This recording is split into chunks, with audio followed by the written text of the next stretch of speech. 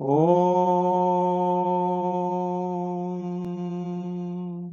Vakratunda Mahakaya Suryakoti Samaprabha Nirvighnam Kuru Me Deva Sarvakaryeshu Sarvada Saraswati Namastubhyam Varade Kamarupini Vidyarambham Karishyami Siddhir Bhavatu Me Sada Gurur Brahma Gurur Vishnu Gurur Devo Maheshwarah Guru Sakshat Param Brahma Tasmai Shri Gurave Namaha. Namaste, everybody, and welcome to the panel entitled A Glimpse into the Sacred Heart of Ramayana. This is the fifth event in the Singapore Festival of Hinduism. I thank you all, both panelists and participants, for taking time out from your busy schedule in order to be with us today to attend this session. I am Chitra Sankaran and the moderator for this session. We will have a panel discussion followed by a question and answer and a book launch. Let me begin now by introducing our distinguished panel members. Firstly, we have Sri Prabhakar Rao.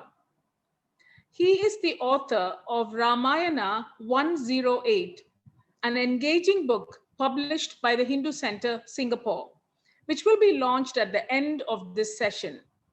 Ramayana 108 is unique in that it makes the complex epic Ramayana accessible through its question and answer format, with rich illustrations and divided topically. It is designed to engage both young and old, initiate new readers, and serve as a quick guide to seasoned readers of the Ramayana.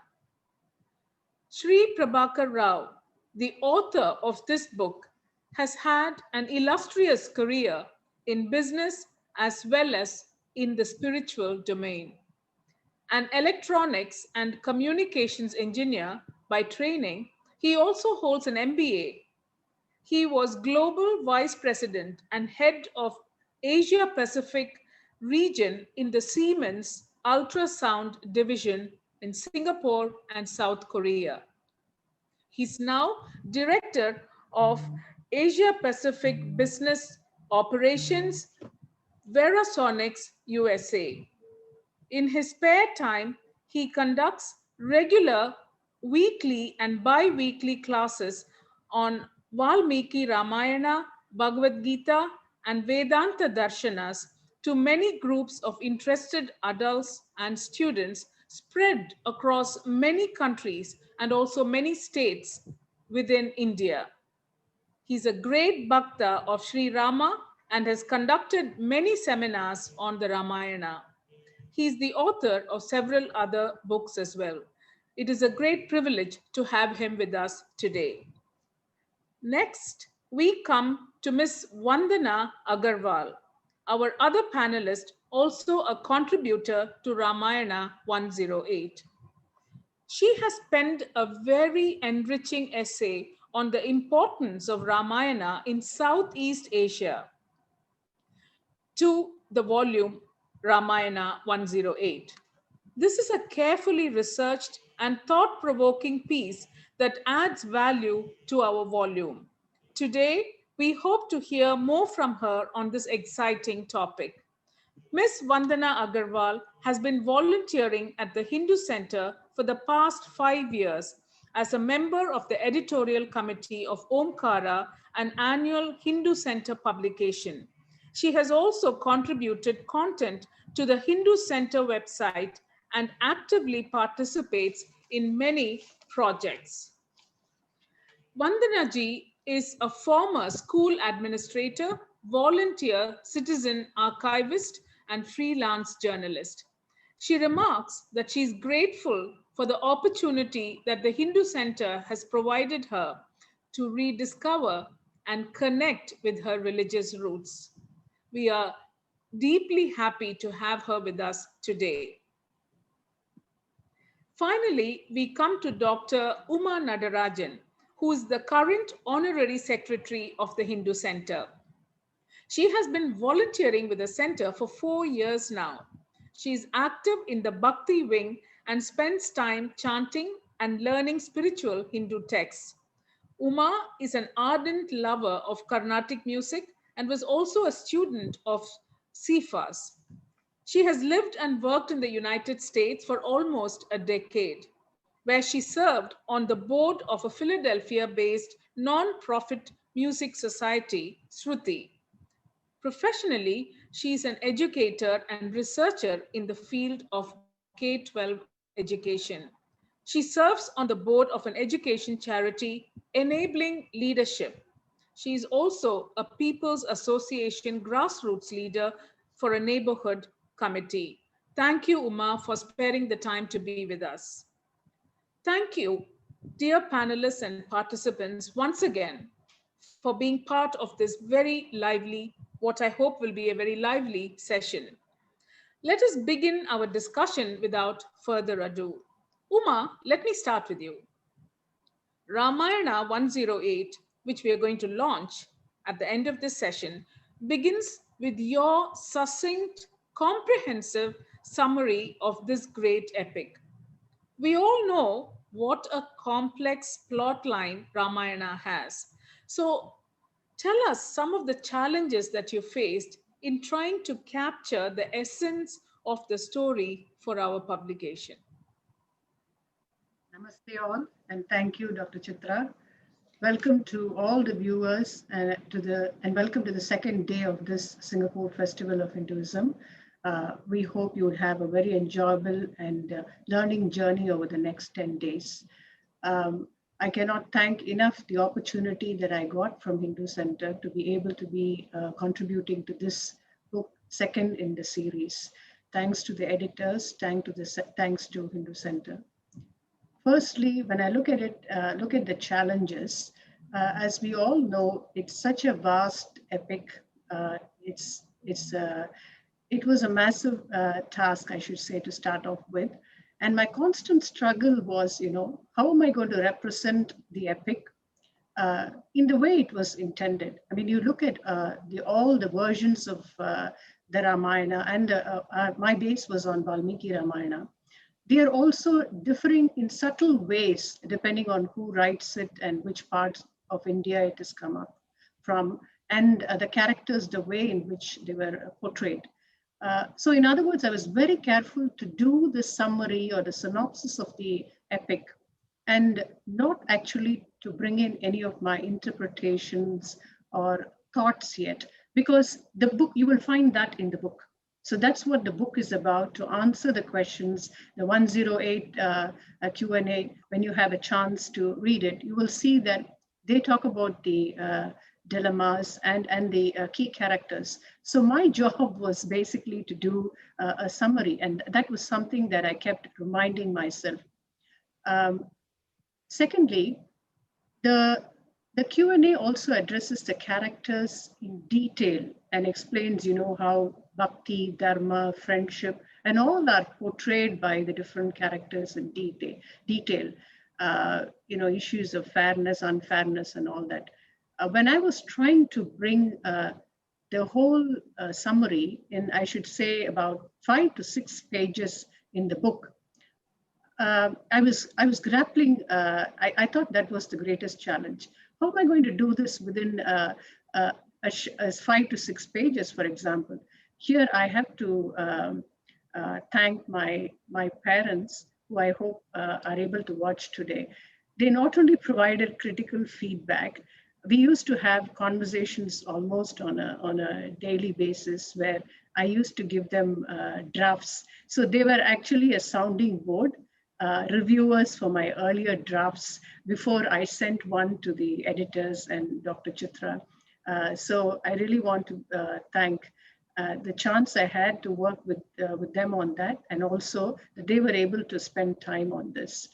My third challenge was, the editors will know that I took on this project within a very short time frame. So I was amidst, a couple of other deadlines, but now I certainly consider it as a blessing to be able to do this. And, for the blessing to be able to say yes to take it on and not think second time about it. I immediately say, whatever it is, I'm going to try my best and put it. So that was another challenge. What happened in a lighter vein, actually, it was the best thing that happened. So this was during the lockdown period where we were trying to do this synopsis for the book in April and May, when we were all at home during the circuit breaker.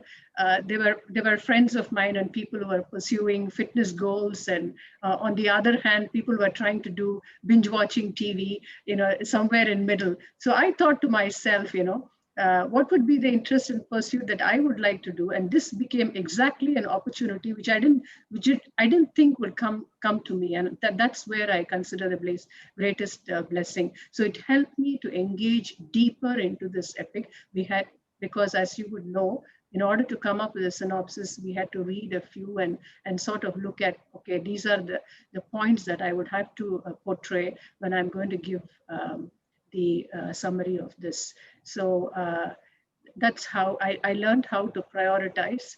And actually, I thought, I kept telling myself, Uma, what is your dharma here? Your dharma, what are you set out to do? You are set out to do the synopsis. So don't do something else, like your own interpretations or thoughts or beliefs, or your versions of thinking why this happened or that happened. Do what you were set out to do and do it your best. I hope the readers will enjoy it. And I'm very grateful and thankful for the opportunity. Thank you, Chitra. Thank you, Uma, for that really, truly enlightening response. This reveals the thought and care you have put into this phenomenal writing endeavor. And the volume has definitely been enriched by your contribution. Now, let me shift my attention to our author, Mr. Prabhakar Rao, whom we all affectionately address as VPG. As I mentioned earlier, your book, Ramayana 108, is a very accessible version of one of the most complex epics in the world. Tell us what challenges you faced in having to perform this amazing feat of retaining the profundity of Ramayana, yet making it such an interesting and easy read, PPG. Namaste. Thank you, Dr. Chitra. Namaste and greeting to the organizers, to the panel here, and to the audience out there who are joining us through the virtual media.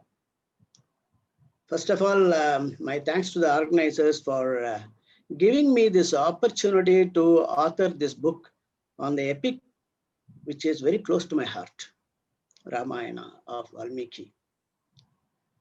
And it's also a great pleasure to be part of this festival, Singapore Festival of Hinduism. Coming to the challenges, Dr. Chitra, this book took, as you know, I think you and me, in fact, we were interacting almost on a weekly basis on this project. It took almost about 16 months to complete to the level of the final manuscript. If I remember right, October 2018, Dr. Prasad and Dr. Chitra Prasad, they had a talk with me and they showed me the Hinduism 108 book, and they were discussing with me about the plan of my authoring a similar book on Ramayana, bringing out a Ramayana 108. That was October 2018. And that was where the seed was put in by Dr. Prasad. And then it took almost up to March, April, June, middle of the lockdown period this year to bring out the final manuscript.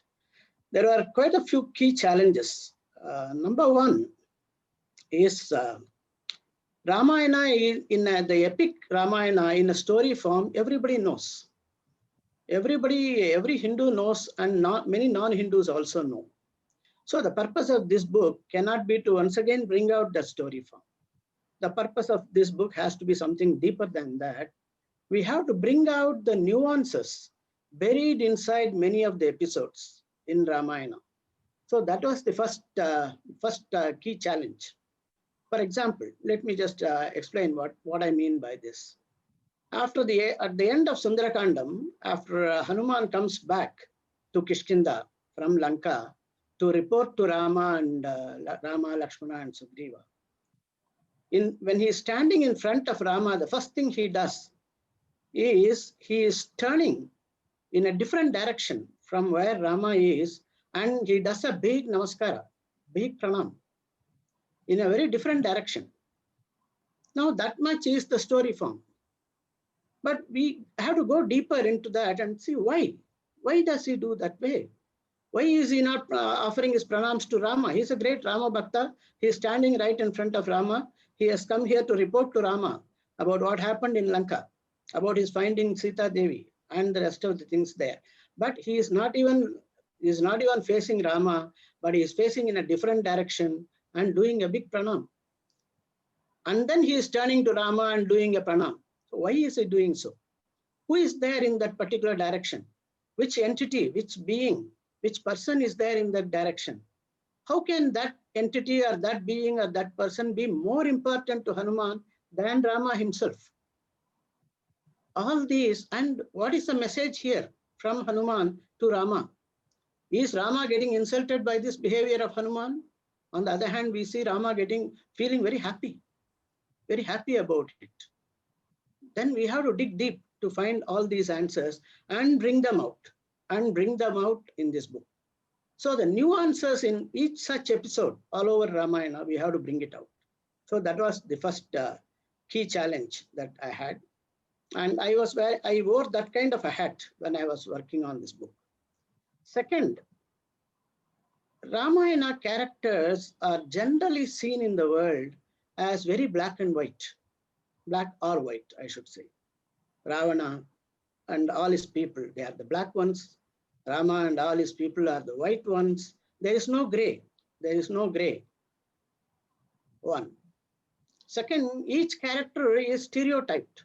Even, for example, yesterday, after the keynote address of our friend Ravindran in the Q&A session, there were talks about submissive Sita. That's a typical stereotype. Okay. But the Sita of Valmiki Ramayana, was she really only submissive? Were there no other dimensions? Similarly, Lakshmana, for example, everybody thinks about him as an angry young man, very short-tempered, short-fused. But is it the way he is in Ramayana? No, it's not. It's not. If you really go deep into Ramayana, do a deep study of Ramayana, Sita Devi, you will find many places she is defying Rama. Many places she is acting as a counselor, giving advice to Rama. And we see Rama praising her for the advice she is giving, which is even running contradictory to his own statements or his own thoughts, his own actions. And we see Sita Devi giving excellent strategic advice to Rama through Hanuman in Sundarakanda. How even he has to mount his strategy for laying a siege on Lanka. All these show multiple dimensions of Sita Devi. And of course, where she has to be submissive, she knows her dharma, and she is that way. So the second challenge was to bring out all the dimensions, different dimensions of all these characters. The third challenge is, or I should say was, when I was writing the book, the episodes, each episode, key episode, can be seen from different perspectives. For example, Chitrakutam, Bharata comes there along with his entire retinue, along with his mothers, along with his guru and rishis. He requests Rama to come back and take the kingdom back. Now, that episode can be seen from Bharata's perspective, Bharata's angle. Same episode can be seen from Rama's angle, where Rama refuses to accept Bharata's request. Now, why Bharata makes this request? What are the dharmas behind it? Why Rama refuses it? What are the dharmas behind it? These can be seen from two different angles, two different perspectives. So what it made was like this, many episodes and characters. If you draw a matrix, each episode has perspectives from different characters. So when I am writing the book, if I am writing about Rama, this episode has to come in, very important episode. If I am writing about Bharata, same episode has to come in again, very important. But I can't avoid it. It won't do justice to both the episode or the characters. At the same time, how to avoid being monotonous for the readers. For the readers, it should not be monotonous. It should not look like duplication. It has to have different perspectives. It has to have different treatments. So this was the other challenge which was there while writing this book. Finally, to do all this in a flowing prose manner, prose form, would have been easier. But to put them all in the form of questions and answers, it was really difficult, because for each question you have to draw a line somewhere. You have to draw a line. After you have written 300 words, 320 words, you have to draw a line and stop there. But when I am writing about an episode, I will have a tendency to keep on writing, because there is so much in it. There is so much in it. But to do that in a question and answer form, and everywhere draw a line and stop it and bring the crux of the matter, crux of the perspective, it was another big challenge. And the biggest challenge, I should say, is I am standing in front of a great, fabulous, magnificent ancient text written by a great Maharishi with my limited intellectual capability. I am standing in front of an ocean with a small plastic mug in hand and saying that I am going to have a Samudra Snana. So I did my best to my limited capability. Thank you for asking me this. And we are very grateful that you did so, because you have given us an excellent, very, very valuable book here. And your response was most interesting because it gave us a clue to the Herculean task that you have accomplished, and also the attention to detail that you have described here that ensured that so much of the greatness of the epic was conveyed in your easy to read rendering of the epic. We are truly blessed to have had your contribution, and the Hindu Center is very, very thankful. Let me continue with a question on the place of Ramayana among the Shastras of Hinduism. Where, in your opinion, does it stand? Hinduism, as you know, has many texts. But at the topmost apex of the pyramid, if you look at the whole set of scriptures which are there in Hinduism, if you put them in the form of a pyramid, what happens at the top, what occupies the top position, are the Shruti and Smriti. In fact, yesterday, our friend Ravindran handled this, elaborated on this very well in his keynote address. Shruti are the revealed texts. God revealed texts. They are not authored. They are authorless. They existed always. They are eternal. And they are picked by rishis and given to us. Basically, Vedas and Upanishads, they are the Shruti. Smriti occupies the second rank after the Shruti. Shruti are authored by known people, known great Maharishis. Itihasas, Ramayana, Mahabharata, they come under Smriti. All the Puranas, they come under Smriti. All the Smritis, like Manuscript, Katyayana Smriti, Yajnavalkya Smriti, all of them come under Smriti. The Shruti and Smriti are the highest authorities for our Shastra. For Hinduism's Shastra, what is the authority? In fact, Bhagavad Gita says, Tasmat Shastram Pramanam Te. For our life to be led, what is our authority based on which we lead our life? Shastras. And for the Shastras, which are the authority, Shruti and Smriti. Shruti as the highest authority, Smriti as the next Dithiya Pramana, it's called, second level authority. So Ramayana belongs to that Smriti group of texts and is part of the authority, part of the Shastra authority for Hinduism. That is one aspect to it. The second aspect to it is Ramayana particularly focuses on dharma. Not in the form of a preaching or teaching, but by the way Rama lived. He showed dharma in action. Maricha, Rakshasa, uncle of Ravana, he calls Rama Ramo Vigrahavan Dharmaha. He is the very embodiment, personification of Dharma, he calls him. So Ramayana concentrates and focuses on dharma. Raja dharma, kutumba dharma. Kutumba dharma, how should one be a son? How should one be a husband? How should one be a brother, a good son, good husband, good brother? How should one be a good wife? How should one be a good younger brother? How should one be a good elder brother? How should one be a good mother? You will be amazed to see Sumitra Devi's reaction to Lakshmana's decision to follow Rama to the forest. That is an ideal example of a great mother. So Kutumba Dharma is beautifully highlighted. Spotlight is turned on Kutumba Dharma, for example.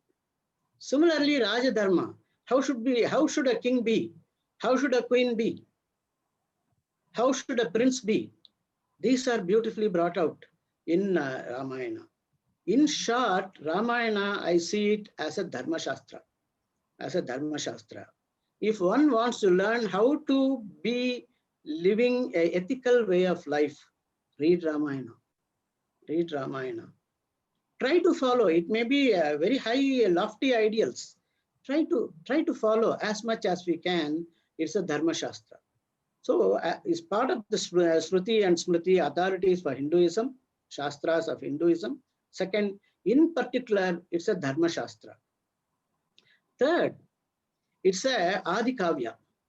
Valmiki, he's called Adikavi, and Ramayana is called Adikavya, meaning this is the first written literature in the Hinduism's various scriptures and texts. And this has inspired subsequently great scholars and great poets like Kalidasa, Kamban, Tulasidasa, and others. So Ramayana is different things to different people. And finally, Ramayana is a religious text. Rama is a God incarnation. Sita Devi is a goddess incarnation. Every major character is an incarnation of some deity or other. And the divinity runs through and through Ramayana. So Ramayana is a divine text. It's a religious text. So Ramayana's place in the scriptures of Hinduism are all these. Shrutis is part of the Shruti Pramana authority. It's a Dharma Shastra. It's a Adikavya inspiration for all other poets and scholars who have followed Valmiki later on. And it's a religious text with the divinity running all through it. Thank you, VK. Thank you very much. That was a very grateful response that you gave us, because as an Adi Kavya and as a Dharma Shastra, Ramayana certainly holds a very unique place among the Hindu scriptures. VPG, can you tell us, in your opinion, what is the most significant message that Ramayana conveys to humanity? The message of Ramayana is that a human being without any divine powers, just like you and me, an ordinary human being can stick to very high ideals of values, ethics, duties, morals. In short, dharma and satya, truth, integrity, dharma, can stick to these values and live a way of life in that manner. That is the key message of Ramayana to all of us. Rama did that. He stuck to truth. Rama throughout Ramayana doesn't show any divine powers. No divine powers are shown. Rama lives as a human being. He cries, he weeps, just like you and me. Maybe he even weeps more, seeing it from our today's judgmental standards or measurements.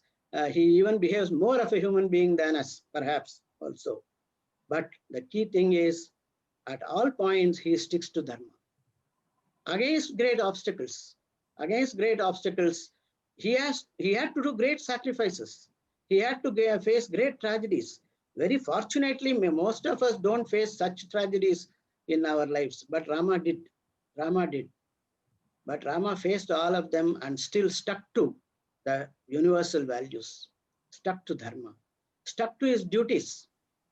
When Bharata comes to Chitrakuta and says, look, Rama, you have given the kingdom to me. I am giving it back to you. Please come back. Take the kingdom and be the king. Rama says no. It would have been very easy for him to say yes. But Rama says no. Our father has given the word to Mother Kaikeyi. That should not go false. I have to act. You and me both have a responsibility to act in such a way that our father's word comes true. The Satya of his father has to be made true by the sons. That is what Rama showed to the people. So the message of Ramayana is live an ethical way of life. It is possible. It is very much possible. He lost his kingdom. In the forest, he was walking barefoot all over the forest. His wife voluntarily joined him. His brother, younger brother, voluntarily joined him. They suffered through all that. It was a great personal sacrifice. But for what? For the high ideals of Satya and Dharma. It is possible if we have the will for it. That is the real message of Ramayana. Thank you very much. This is useful because it reveals the universal aspect of Ramayana, which is what is so appealing to everybody, this universality. And this prompts me to turn to Miss Vandana Agarwal. Vandana ji, how do you think this message of Ramayana has resonated in Southeast Asia? Thank you so much, Chitra ji, for your warm welcome and introduction. It was an honor for me to be invited to contribute to the book Ramayana 108 and also to be sharing the stage today with stalwarts like VPG, Umaji, and you. And we have a wonderful audience, I can see, who has logged in and are listening to what we are saying. So coming back to your question, VPG very rightly said that the story of Ramayana is all about ethics. And that is what makes the story universal. All of us want to be or are looking out for the ideal human being, the perfect leader, filial piety, and we hope that what is good should win over what is perceived as evil or wrong. In Southeast Asia, the epic has survived, and this is because Ramayana brings forth the message very subtly in a cultural setting without being preachy. The Ramayana has been extensively adapted and modified to suit local affinities, sometimes turning the original story on its head. But it's a timeless story, which in the context of Southeast Asia shows us that to survive, we have to be not just adaptable and accepting of change, but also thrive in it. It teaches us that whatever religious beliefs we may have, we all still have the same value system. And that is how I think that the story of Ramayana has been understood in Southeast Asia. Thank you, Vandana ji. You have insightfully illustrated the magic of Ramayana, particularly the universal dimension of Ramayana. And I will be asking you more questions soon, and I'll be asking you to elaborate on this aspect. But now I will advance a rather challenging question to VPG, something that has been very often actually a part of the discussion of Ramayana, the contentious aspects of Ramayana. So this is what I want to ask you, VPG. Much as we adulate Rama as the ideal man, and you pointed out to us how he has been the embodiment of Dharma in so many ways, but we are also aware that there are some criticisms that have been leveled against some of his actions. So episodes such as Vali Vadam and Sita Agni Pravesham are usually considered controversial. So do you think they conflict with the main theme of Ramayana or cast the epic hero Rama in a controversial light? Can you please elaborate on this, VPG? Sure, sure. In a lighter vein, these episodes kind of prove that Ramayana is not a story written by somebody, but it's really a history. Why? If it was a story, the author could have positioned the hero very nicely, very nicely. But the way it has happened and the way he has just recorded what had happened, and because of that, even till today, people have questions on these couple of episodes. Anyway, coming back to the real key points here. First of all, let us be assured in both these episodes, based on Valmiki Ramayana, not based on my thoughts or my interpretations, based on what Valmiki Maharishi says in Valmiki Ramayana and gives proof of it, justification for it. Let us be sure that Rama has acted in the best intention, with the best intentions and in the best ideals of Dharma in both these episodes. Now I'll explain why. When Vali was hit by Rama's arrow, incidentally, Rama's arrow hit Vali in the chest. So Rama hit him from the front and not from the back. That is another misconception I hear in many places where I go to give lectures. This kind of question comes up to me. The arrow hit Vali on the chest. Even Kamban says, Vali fell down and looked at the arrow and he saw மூன்று உலகங்களுக்கு முதன் மந்திரம் he saw, that is Rama, the name of Rama. The name of Rama he saw on the arrow. Anyway, so when he fell down, hit by Rama's arrow, Rama comes closer to him. At that time, with a lot of anger, Vali asks him, he blames him for his action, and he asks him a lot of questions as to why did he do this? Why did he do this? And Rama patiently answers him point by point.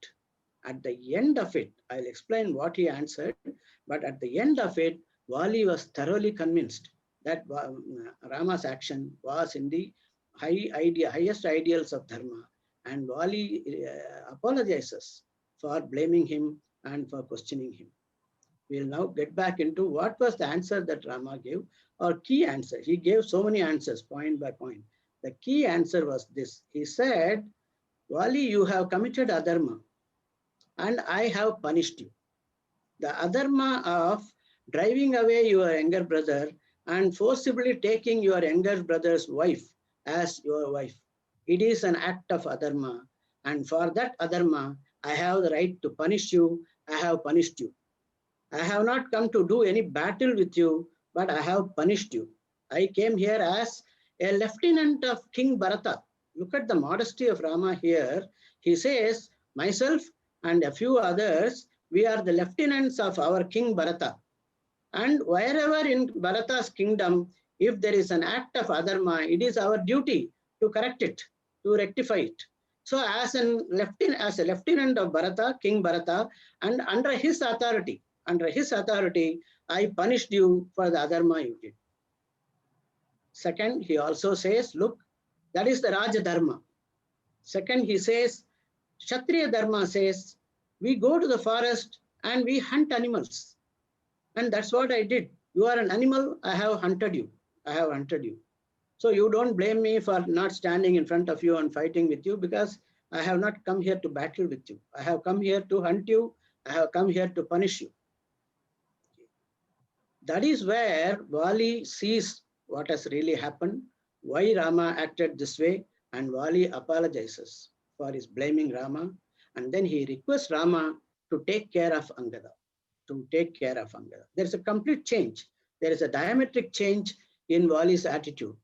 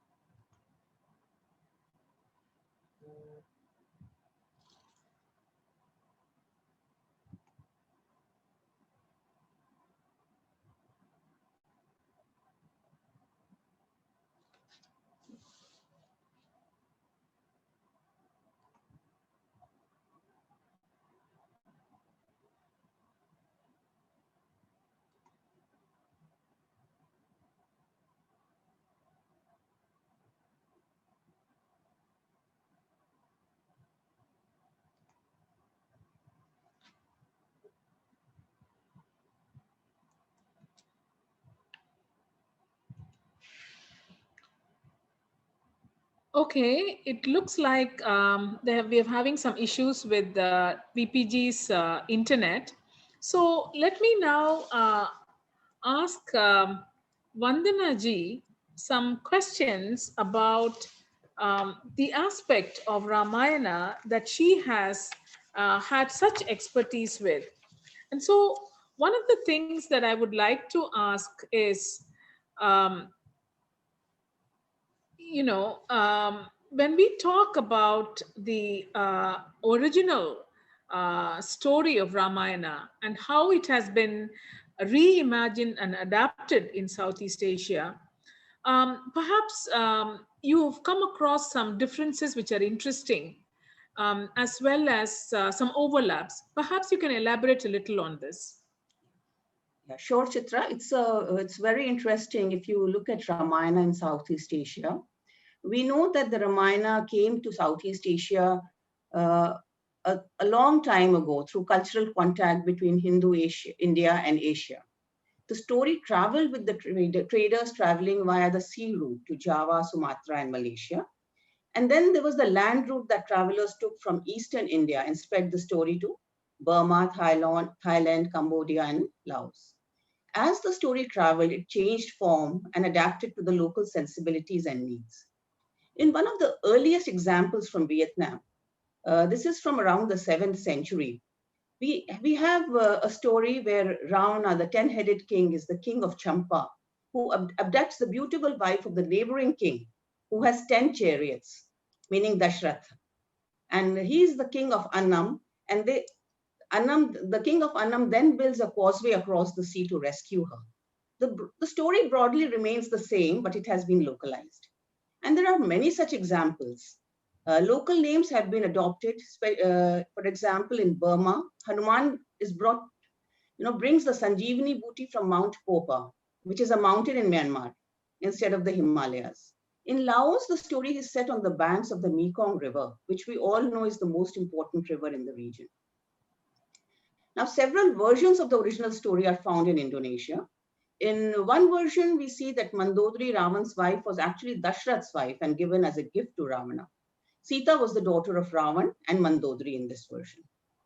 Now, in an example of how deeply ingrained the story is among the people, that when Buddhism began to grow in popularity in the region, Buddhist texts also adopted it in their teachings. And Rama was depicted as a bodhisattva, embodying the virtues of filial obedience and willing renunciation. In predominantly Buddhist Burma and Laos, the Ramayana is enacted as a Jataka story. In one such interesting story, the Rama is the incarnation of Buddha and Ravana impede his attainment of nirvana. So, the original idea is still there somewhere if you look very carefully, but the story has changed form.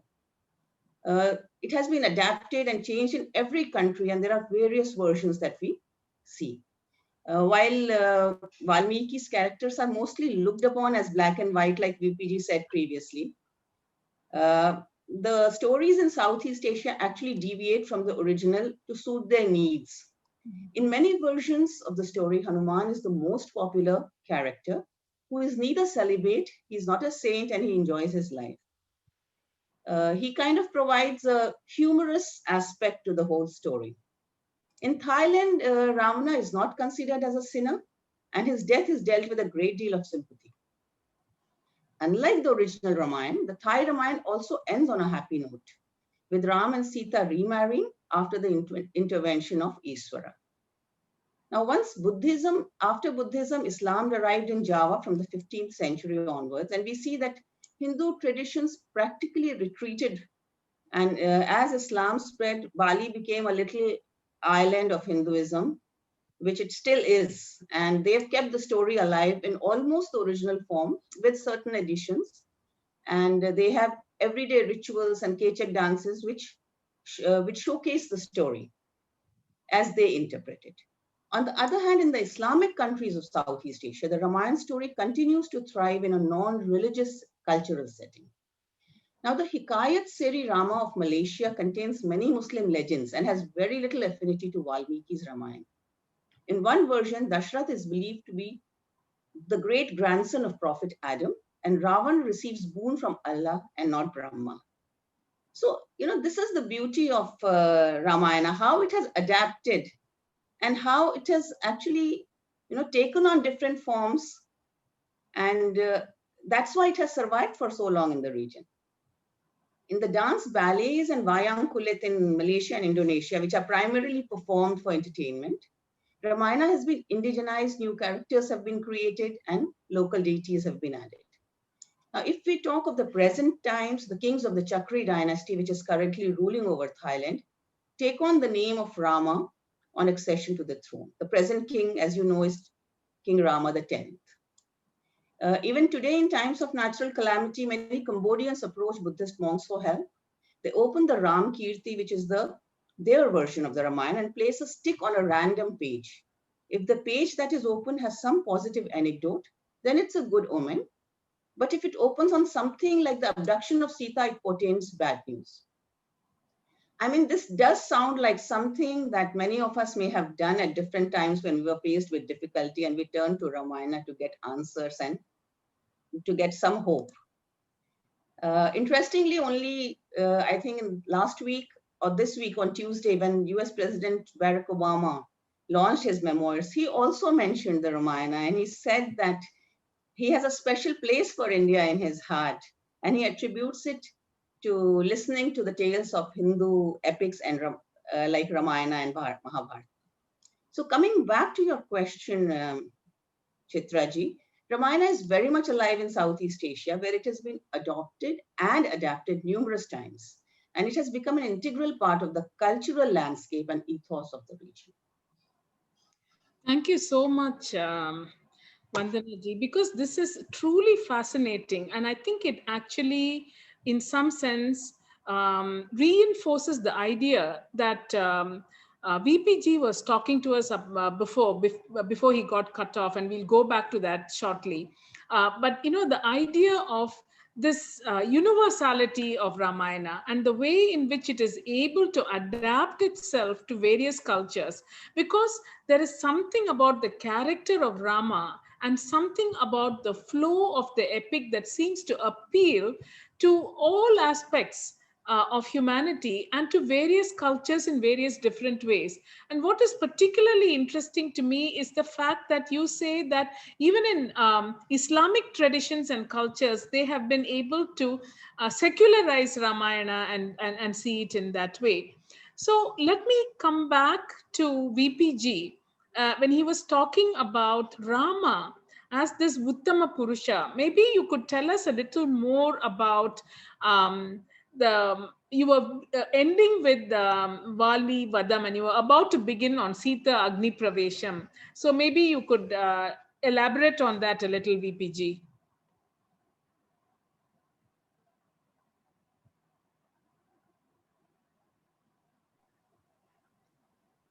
Sorry about the internet problem I had faced. Now I think I'm back here and I can be heard, I think. Okay. Yes. Yeah, as I was saying, Vali got reconciled to the idea that what Rama did was as per dharma. And Vali apologized to Rama in Valmiki Ramayana, very detailed way Valmiki Maharishi has recorded. And Kamban, that is where I got cut off. Kamban immortalized this by saying that Rama handed over his royal sword to Angada as a symbol of his protection. At that time in Kishkinda, at Valivada time, and Kamban brings it back. Finally, in Rama Pattabhisheka, he says, Anuman Ariyanai Tanga, Angadan Udaival Yenda. That is how he starts that verse of Rama Pattabhisheka, famous verse. So Angadan is carrying that royal sword that Rama gave him here at this spot here.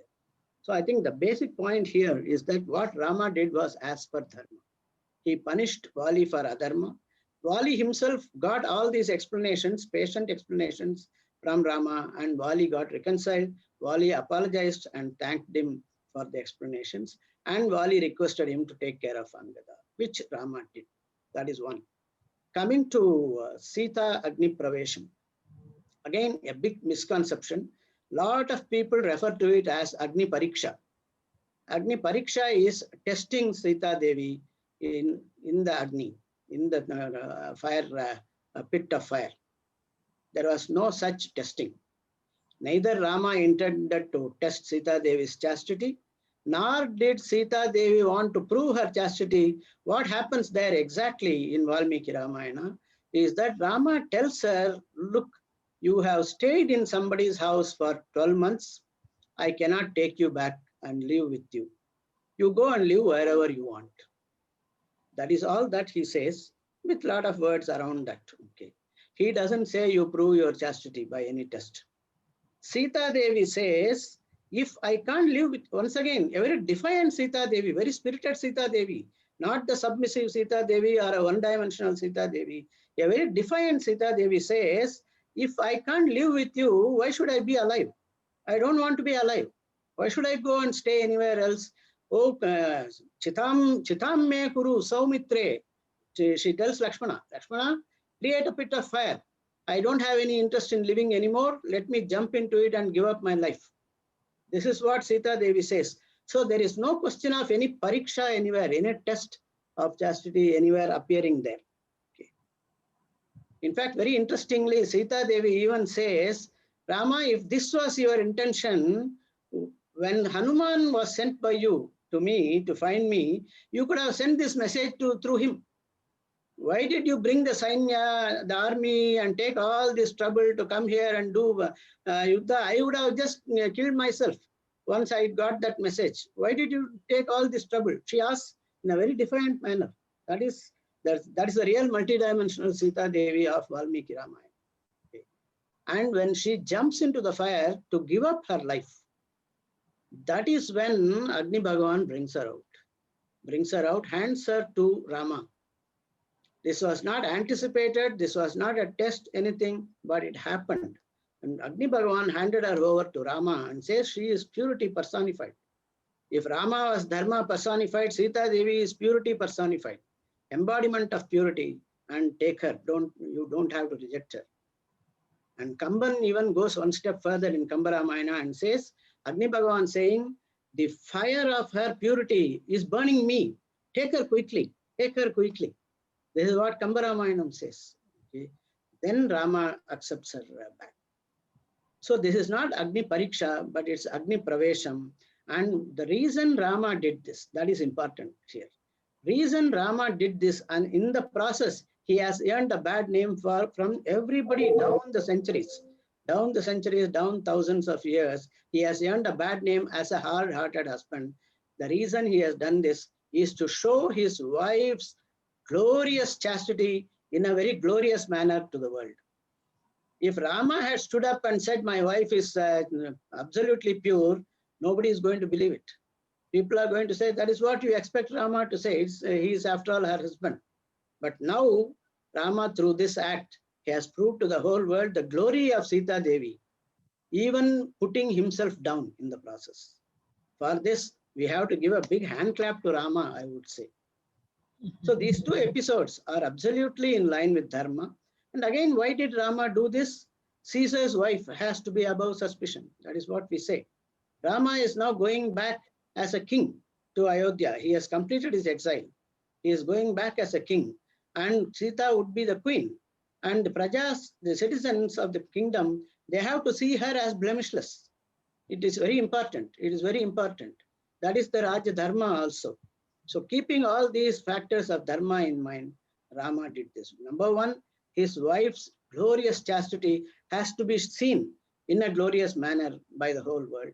Number two, she has to be seen as a queen above any kind of blemish by the kingdom.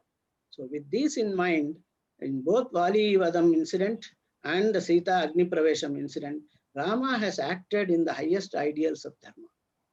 Even if he is seen as hard-hearted, in a way of speaking, in the Agni Pravesham incident, still, I think he has put his wife on a big pedestal.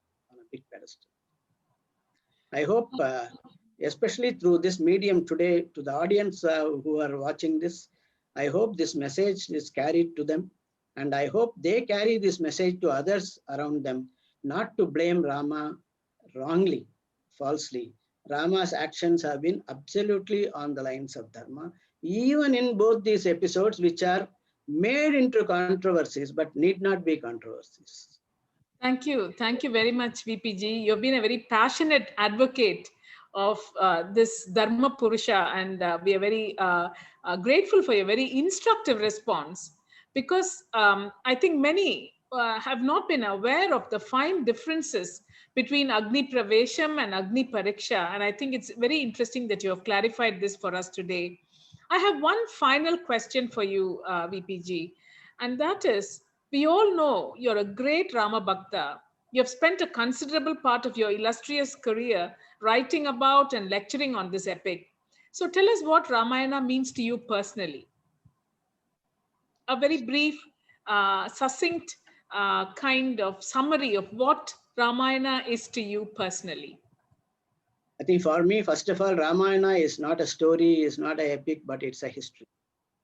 It's a recorded history, recorded by a great Rishi, Valmiki Maharishi. Itihasa means this happened this way. So it is a itihasa indeed. It's a history.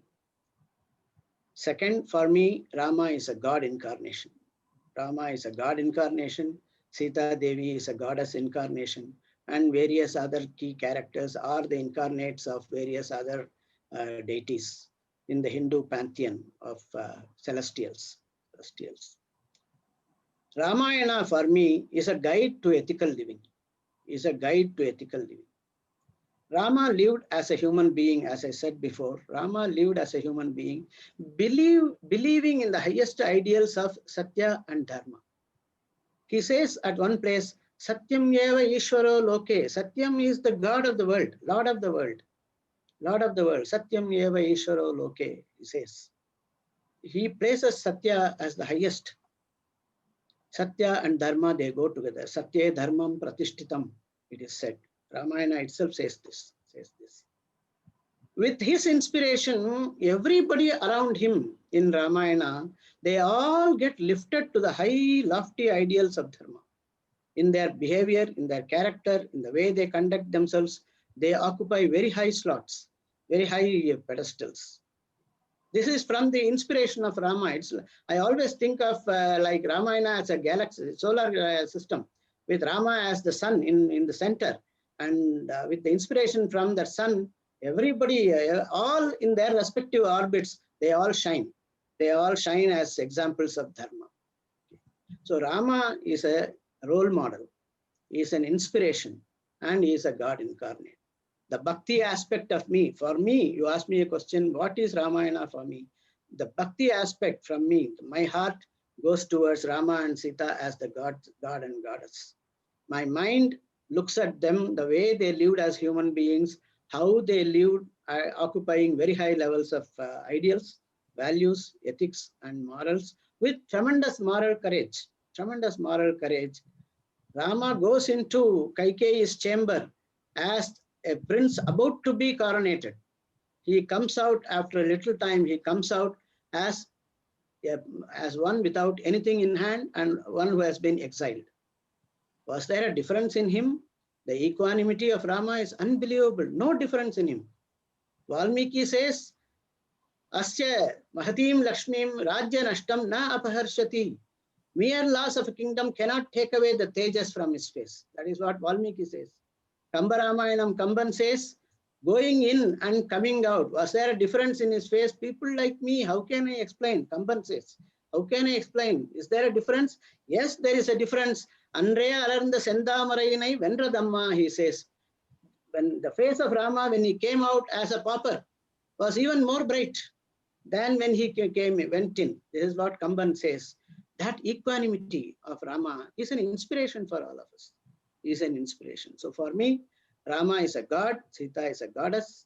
Rama is a role model, is an inspiration for a very ethical way of living and for lifting all of us high to dropping all the petty things. Shudram Hridaya Daurbalyam Tattva Uttishta Parantapa, says Krishna to Arjuna in Bhagavad Gita. Drop all the petty things. Rise to high level, go there and fight. That's what Krishna says in Bhagavad Gita. Rama does it through his inspiration. He lifts us to very high level. He is my inspiration and role model and my God to whom my bhakti flows. Thank you for asking me this. Thank you very much. That was a very inspiring answer for all of us. Your answer reminds us that Ramayana is many things to many people. It is a great inspiration. It's also for, it's something from which jnana and the idea of understanding the greatness of this great divine personhood in the form of a human being. So there is also that window to jnana, and it is also, as you say, something that inspires bhakti. So Ramayana is many things to many people. To some it is a mythical tale, to others it is scripture, and you mentioned very rightly that to you it is also itihasa, a historical narration. So this epic becomes both universal and local. So Vandana ji, let me take this opportunity to ask you, you have talked about how Ramayana has been localized in Southeast Asia, how it has been secularized. So I was wondering if you can actually tell us something about the way in which it has impacted Southeast Asian art, culture, architecture. Are any of these reflected in, these influences of Ramayana reflected in local cultures? And do you have any illustrations that you can share with us? Thank you, Chitra. Yes, I do have a PowerPoint which I'll share with you. And while I do that, let me say, VPG, you are truly a Ram Bhakt. And this really comes through when you speak about Rama. And it was really enriching listening to you. And also it speaks volumes for the story itself. And that is why it has, resonated with so many people and cultures. So with that, let me come to my presentation.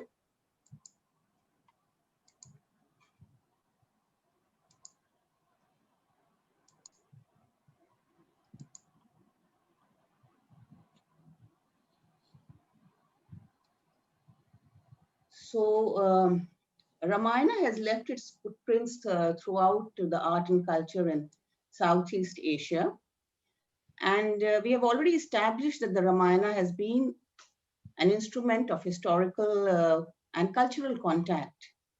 And the Hindu culture has been diffused in the region through the story of Rama. Let's look at some examples of art, architecture, dance, drama, where the story has been imbibed. Now, to just give a visual perspective, this is India, and it is connected via the land route to Myanmar, Laos, Vietnam, Thailand, and Cambodia. And through the sea route, we see how the travelers came to Malaysia and Indonesia and parts of Cambodia and Thailand as well. Once the story came here, I think about 1,000 years ago, maybe the map was very, very different at that time. There were smaller kingdoms who were constantly at war with each other. The proximity also resulted in an overlapping of the story of Ramayana in this region. So we can't say for sure that one story belongs to Thailand and the other belongs to Vietnam. The story overlaps in several ways. Here we see two stone reliefs from the Brahmanam temple in Java, which is believed to have been built in the 9th century. There are about 240 temples in this compound, and this particular series of panels are to be seen or read by circling the temple in a clockwise manner, just as one would do a parikrama in the temple. Now, in the first panel, we have Rama and Lakshmana surrounded by their Vanar Sena, proceeding towards Lanka. While in the second one, we see Raman taking Sita away on his Vimana, and he's also fighting Jatayu, who is trying to save Sita in this corner. This is another photograph from the Brahmanan temple, where the Ramayana is performed about thrice a week. And it's a major tourist draw. You can see the regional influence very clearly in the costumes. Interestingly, also, Yogyakarta, where this temple is located, is believed to be a transliteration of the word Ayodhya. This is a Balini story cloth, and a very interesting story cloth, which tells us that on top, if you look, several episodes are mentioned. On the top, we have the 3 queens of Dashrath grieving for him as he lay dying. On the right, we have Ram, Lakshman, and Sita. They are leaving the palace on a chariot, and at the bottom, they are crossing the river, and they are being welcomed on the other side. These incidents are exactly the same as we read in Valmiki's Ramayana, and that is how it has survived in Bali. This is a more recent palm leaf manuscript. The one on top shows us the episode where Sita finds the golden deer and asks Ram to get it for her. And in the second panel, Ravana, dressed as a mendicant, entices Sita to step out and give him alms. Note Ravana's checkered loincloth, which is very typical of what the Balinese men wear. And also the Balinese style hut with an elevated platform. The door and the thatch is typical Balinese style. A recent embroidered panel from Bali again. And I've included this to show you that Ramayana is not found in just the ruins and in parchments. It's still very much alive in the cultural ethos of these countries. In center, we have the character of Kumbhakaran. And if you see carefully, his name is embroidered there as Kumbhakarno. On right, we have Angad, mentioned as Gado. And we have Sugrivo on top with Hanuman, who's mentioned as Maruti. Now, at the bottom, we see two clown characters. And these characters have been introduced in Indonesia to add a fun element to the performances, which are the hallmark of Ramayana in Indonesia. Wayang Kulit is an example of cultural entertainment in Indonesia and Malaysia. Wayang means puppet and Kulit means leather. These are two-dimensional leather puppets with movable arms, jaws, and legs. And the story has been secularized and the focus is on being sympathetic to Rama. At night, the show is performed as a shadow performance and is very popular. If you see here, you see how it looks as a shadow performance. Most Wayang performers are actually Muslims, and it's a very rich example of cultural amalgamation. Oh, I love this photograph. This is a manuscript of the Sevrat Ramkaling, which was written in 1814. It's a beautiful example of Islamic calligraphy and artwork, and the story is significantly adapted to reflect the 19th century Javanese culture. So at first glance, it seems like some important, work of Muslim literature. That's how it's been presented. Laos, which is basically a Buddhist country. Hanuman is a very popular character. He's not a celibate. The first picture in a window panel shows the monkey brigade carrying stones right here. And this lovely sea maiden was trying to steal the stones. So Hanuman jumped in and he's holding her hand. Now, why I've used two panels here is the panel below is more recent from about 1968. And a similar scene is being enacted there, which shows us that Ramayana is very much a part of the local culture still, and it has not been relegated to the past. This is an example of the Kon dance, which is performed in the region. Hanuman is delivering Sita Rama's ring. And I'll show you another picture of the dance. This one is from Cambodia, where it is performed as a royal ballet, and the princesses of the royal family in the past have been lead dancers in the ballet and enacted the role of Sita. Once again, we see Hanuman here in a white costume. So in the region, when Hanuman is always depicted in a white mask or a white costume. Coming to Cambodia, which is almost synonym with Angkor Wat, which is built in the 12th century. These are bas reliefs which are hundreds of meters long, depicting scenes from the Ramayana and the Mahabharata.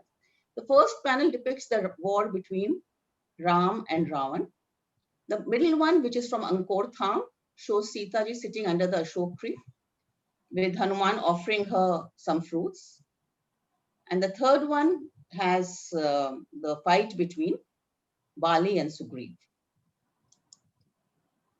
Thailand, Ramayana has a very strong influence in Thailand, as all the kings of the Chakri dynasty, like I said before, have taken on the name of Rama. Here we see a larger-than-life statue of Rama at the National Museum in Bangkok. Ramkeen, which is how Ramayana is called there, is taught in schools as a part of the national curriculum. We know Ayodhya Ayodhya was the former capital of Thailand. This is a painting depicting Ayodhya. It is made in the Thai architectural style. And if you look very closely, you can find Rama or seated on an elephant, and he is green in color. And this is because Rama is always shown in green color in the region. We have two pictures showing the Jatayu episode. Rama and Lakshmana meet the injured Jatayu in a mural painting at Wat Phra Kyo in Bangkok. Once again, we see Rama with his greenish complexion. The second, more colorful one is the newer leather cutout, which can be found in souvenir shops in Thailand and shows Rama holding Sita's hand as he battles Jatayu. This is a beautiful painting of Hanuman and actually depicts the Buddhist version of the story from an episode borrowed from the Jataka tales. Here, Hanuman is stretched out on a water body, creating a human bridge between India and Lanka. Similar paintings have been found on the walls of the palace in Phnom Penh, Cambodia. In Myanmar, the tradition of telling the story of Ramayana is mostly oral, but in this silver bowl, we see the characters dressed according to the Thai cone tradition, and this bowl is considered to be from the 18th century. To sum up my presentation, I have showcased some stamps from these countries that we just spoke about. We know that stamps of any country represent what is most important or relevant in different spheres. Here we have stamps showing the scenes from Ramayana and its various interpretations that have enriched the culture and arts of Southeast Asia. With that, I come to an end. Over to you, Chitraji. Thank you, Vandana ji. That was fascinating, and I think it opened a whole new world to many of us. And it just shows how important and relevant to this day Ramayana remains, not only to Hindus and in India, but around the world. And with this, we come to the formal end of our panel session and we move to the question and answers. It remains for me to really thank you for your instructive and important responses, which are so insightful to us. Now, let's move on to the question and answer segment.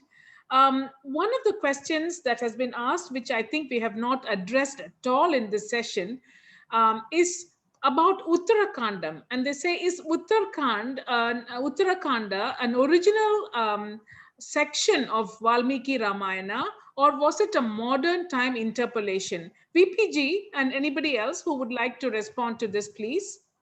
Okay. Let me take this question. There are multiple schools of thought on this Uttarakanda. One school of thought believes it was written by Valmiki Maharishi himself as an extension or annexure to the main Ramayana.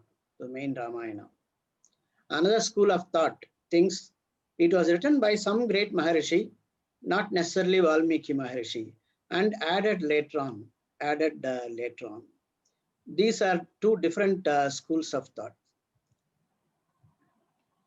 It is up to us whether we want to take it as an official Valmiki authored text, or we take it as some other Maharishi authored text and accept it. But based on Uttarakhand, there are quite a few further books written by great scholars, great authors subsequently during our in the last 100 years, let me say, last 100 years, or even not 100 years, I mean last 1,000 years, let me say, last 1,000 years. Okay. The tradition does not accept Uttarakanda. The Sampradaya, when we do Parayana, anybody, all the traditionalists, when they do Ramayana Parayana, they start from the first sloka of Balakanda and end with the last sloka of Yuddhakanda, the Pattabhisheka Sarga. That is the tradition, Sampradaya. Sampradaya doesn't chant Uttarakanda at all. So that is the real status of Uttarakanda where it stands. It's a kind of a semi-status. It is not rejected, nor is it fully accepted as part of the Valmiki's Ramayana. That is the way it is taken. From another perspective, it kind of gives, because the Yuddhakanda ends at a point where Rama is hardly 39 years old. The entire traditional Valmiki Ramayana, starting from Balakanda to Pattabhisheka, gives only the first 39 years of Rama's life. But he, according to Ramayana itself, he lived for 11,000 years, he ruled for 11,000 years, and that was the Rama Rajya and all that. And what happened during that period and how it ended, that curiosity anybody has and everybody can have. That curiosity is quenched by Uttarakhanda, It comes to the end part of during the Rama Rajya and the end part of the Rama's physical life on the earth. So to that extent, Uttarakhanda is read and people give lectures, people give traditional lectures also.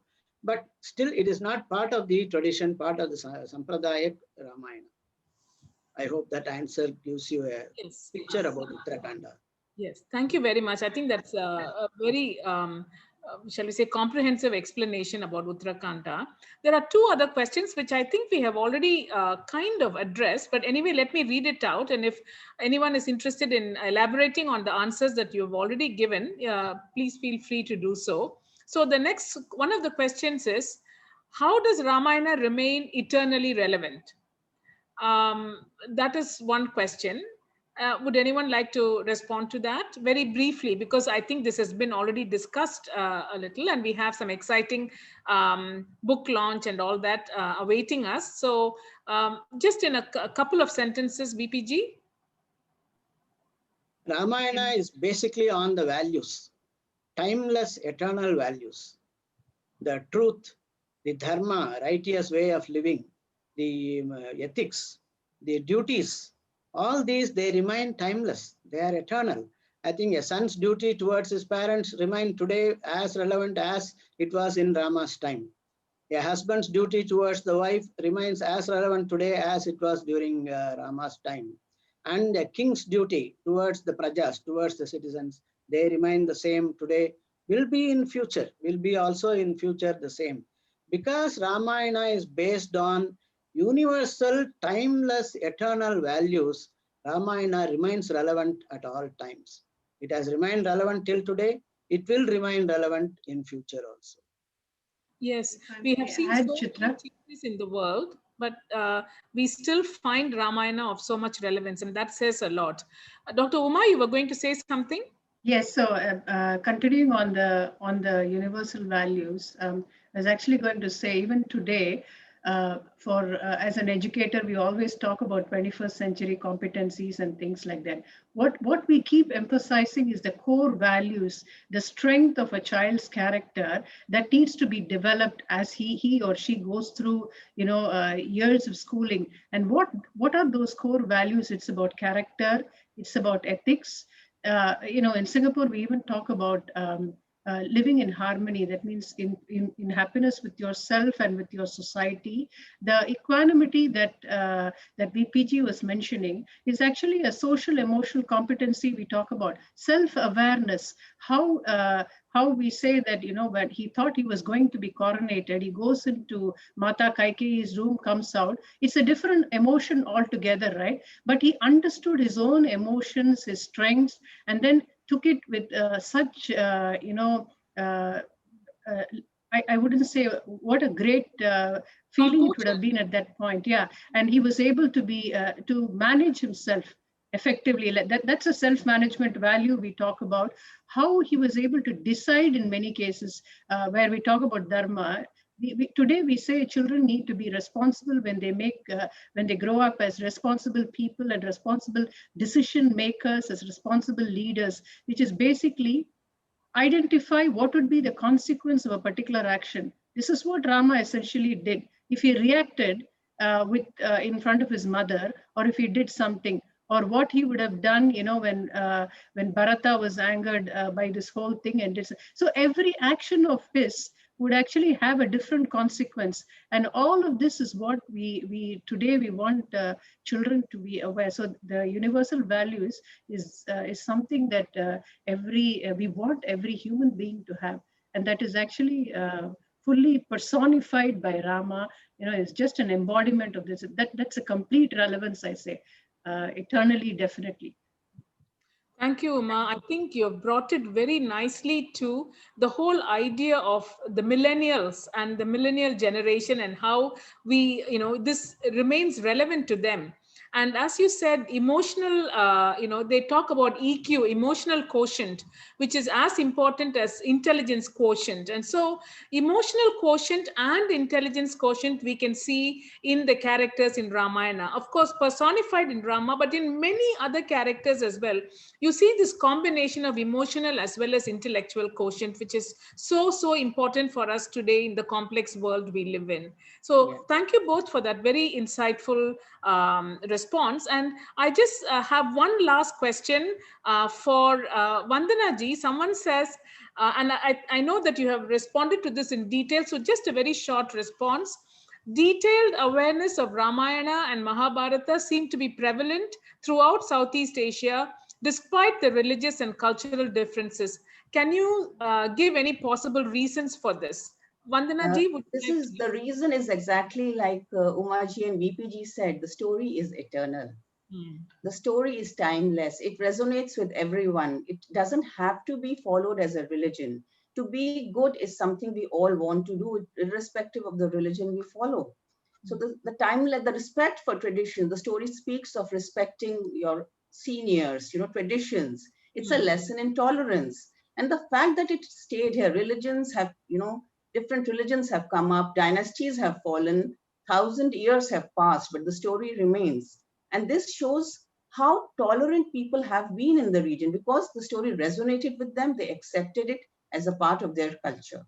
And that is also, like Uma said, a message for today's world that we need to respect religion, not just religion, anything that is right values, right culture, and right tradition, and move on from there. Thank you very much. So with that, we now come to the close of the question and answer segment and move on to the much anticipated book launch of Ramayana 108, published by the Hindu Center, Singapore.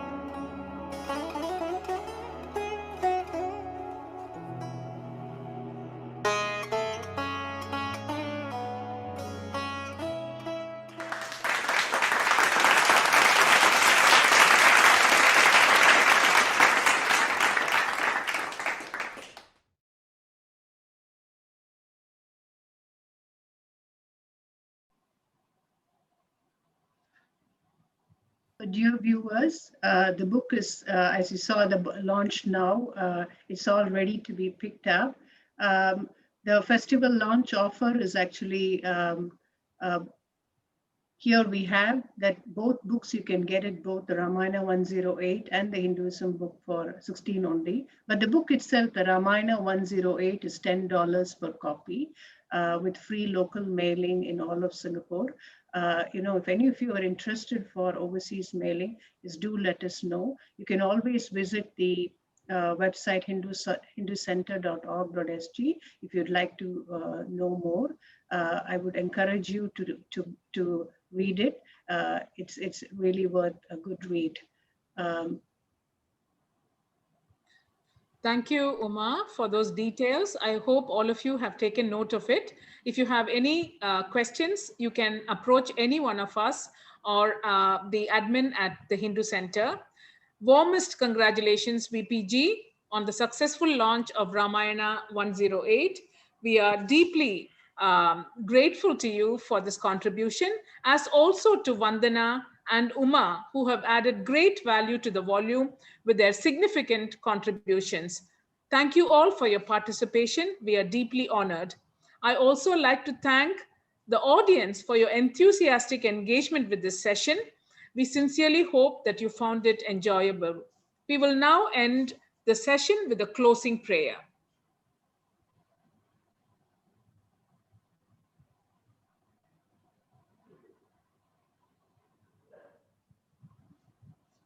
Om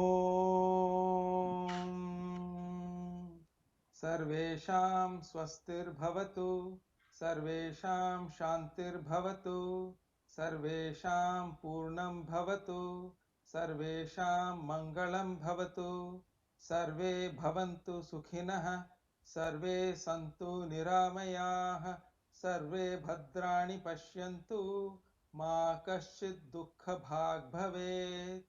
Om Shanti